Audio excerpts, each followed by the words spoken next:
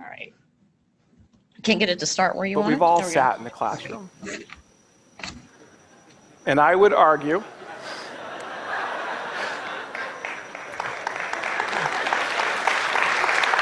I would argue that these are the cockpits of our economy.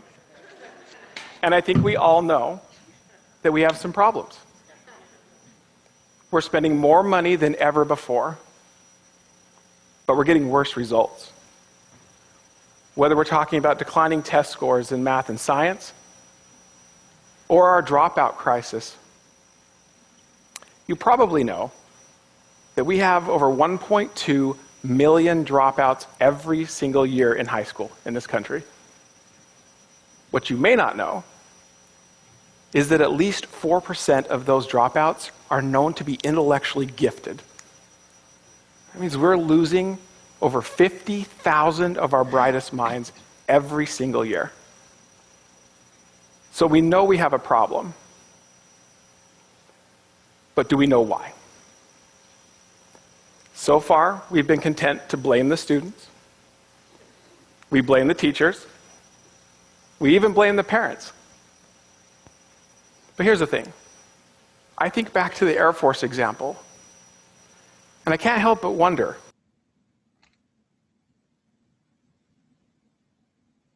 Why did he stop? What do you wonder? Okay, really? how much of this problem is just bad design? Here's what I mean. Even though we have one of the most diverse countries in the history of the world, and even though it's the 21st century, we still design our learning environments like textbooks for the average student. No kidding. We call it age appropriate, and we think it's good enough. But of course it's not. I mean, think about it. What does it even mean to design for an average student? Because a student is not one-dimensional, like struggling to gifted. Students vary on many dimensions of learning, just like they vary on dimensions of size. Here are a few obvious ones. And just like size, each student, every single one of them, has a jagged learning profile. Meaning they have strengths, they're average at some things, and they have weaknesses. We all do. Even geniuses have weaknesses. But if the fighter pilot example has taught us anything, it's this. If you design those learning environments on average, odds are you've designed them for nobody. Okay. So basically, we're designing for average, we're designing for no one. All right, how do I get out of there now? Okay, and close it right here.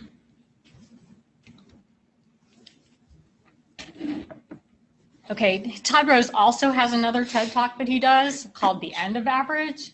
And in this TED Talk, he talks about a physician who was researching memory and did scans on a large number of individuals and came up with what he thought was the average brain. He looked at all the different scans that he had done and put them all together to come up with average. And something bothered him about the research that he did, and he started thinking about it, and he decided he needed to do more research behind it. So he did more brain scans, and what he found when he went back is there is no such thing as an average brain. Everybody's brain is different. And if you can see up on the slide, the parts that are blue for subject 1, subject 2, and subject 3, those are the small parts that were the same as the average brain. Most people's brains, like there are a few parts that came up average, but most parts of our brains are very different than what the average brain looks like. So this is Dr. Temple Grandin, and I'm sure that many of you are familiar with who she is, but if you're not, let me just give you a brief background about who she is. So Temple Grandin is professor of animal science at Colorado State University, and she also is an autism speaker and an advocate for autism, and she has autism herself. She actually didn't speak until she was 3 years of age, and I've heard her speak several times, and she talks about the differences and the diversity of people's brains and how they think. And some of the things that she says is that every learner's brain is wired differently, and educators should focus on students' strengths rather than labeling their deficiencies, which is really important for us to remember, that we need to focus on the strengths of people rather than immediately identifying what might be a deficiency of theirs. She says building up the thing that they are good at, that they can turn into a career, is what we should be focusing on.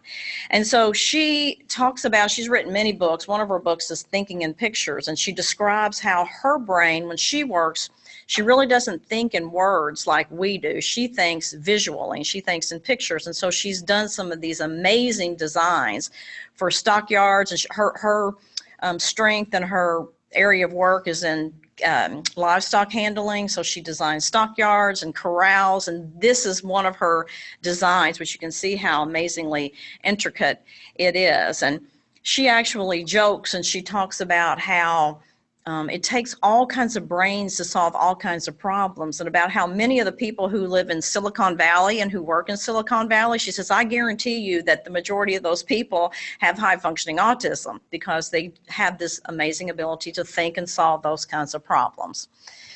So now when we're thinking about people that we work with, whether it, and we have, I think, a variety of kinds of people who are attending this session today. So whether it be people who are on your caseload, or people who are in your courses, or people who are your clients, if you think about that collection of people, we really need to think about this paradigm shift. So no longer should we really be focusing on, you know, what is wrong about you or what's a deficit about you, but rather we need to be thinking about what are the differences about you, and how is it different, the way that you learn and the way that you might learn best. And so even if, you know, any collection of people that you work with, you may have a person who is a veteran who has PTSD, people who have traumatic brain injury, people who really have strengths visually, people who have learning disabilities, people who are English language learners. You kind of get the idea that we're designing our materials, our training, our curricula, our methods around a whole host of people who come to us with a variety of different kinds of differences. Okay, just wanted to talk a little bit about how many of those individuals that we would have around us that would have disabilities. And I know this is just from the higher ed standpoint, but some people work with students transitioning from high school to higher ed. Some people are working with adults and working in higher ed. So it gives you kind of an idea how many people actually are out there with disabilities. But 11% of undergraduate students are said to disclose their disabilities when they're in higher education.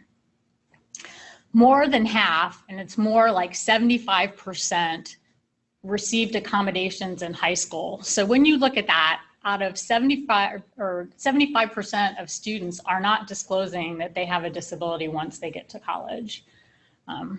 And to look at that a little further, there's some data around students with learning disabilities. 94% of students with learning disabilities had some sort of assistance when they were in high school, which is a pretty large number. Only 17% of students in higher ed that have learning disabilities get some sort of assistance or disclose their disability. So when you think about it, think about how many people out there that we are working with that actually have a learning disability that we aren't even aware of, and that maybe they aren't even aware of either.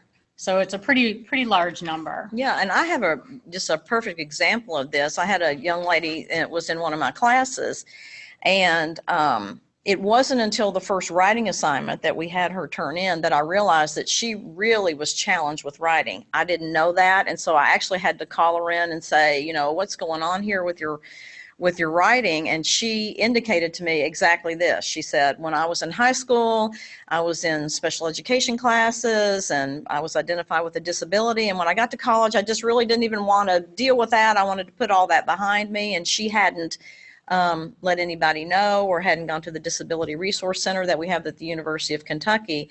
And so she was challenged with that, but she was one of these people who didn't want to declare. Mm-hmm. All right, so of course, whenever you're talking about universal design and that relates to accessibility, you have to talk about legislation.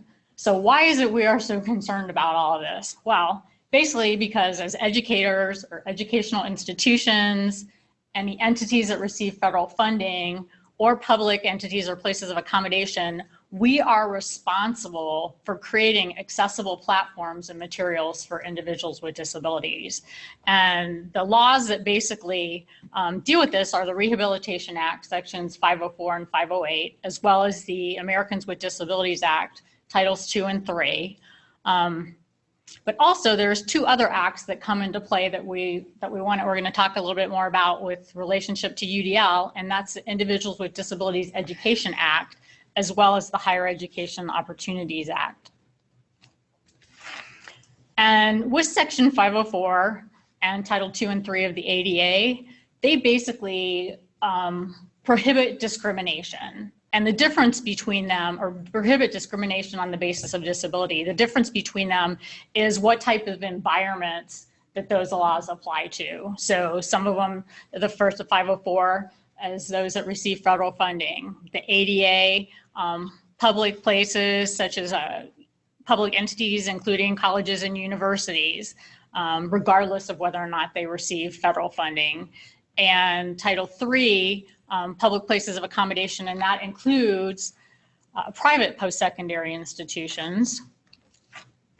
And with IDEA, or Individuals with Disabilities Education Act, and the Higher Education Opportunity Act, both of those acts define what UDL is, and they also include provisions for UDL in different environments. IDEA is the K-12 environment, higher education obviously is the post-secondary education environment. And not only are we legally responsible, but the numbers are increasing of complaints that are filed.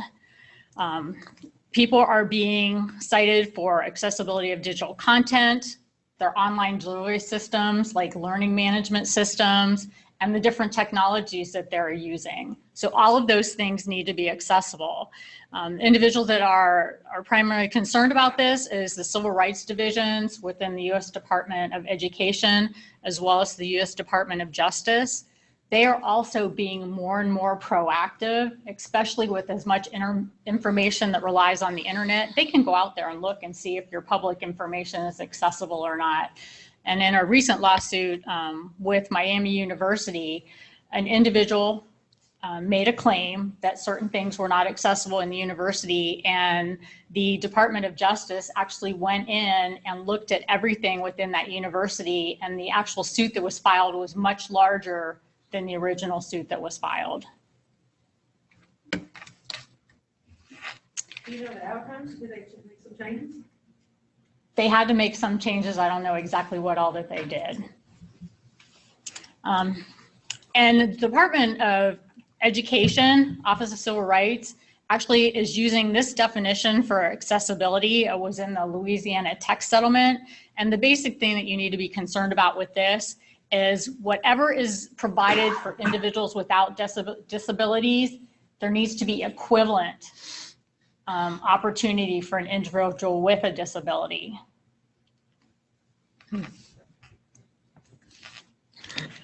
So how can we create more inclusionary environments, fulfill those legal obligations that we have, and meet the needs of more individuals?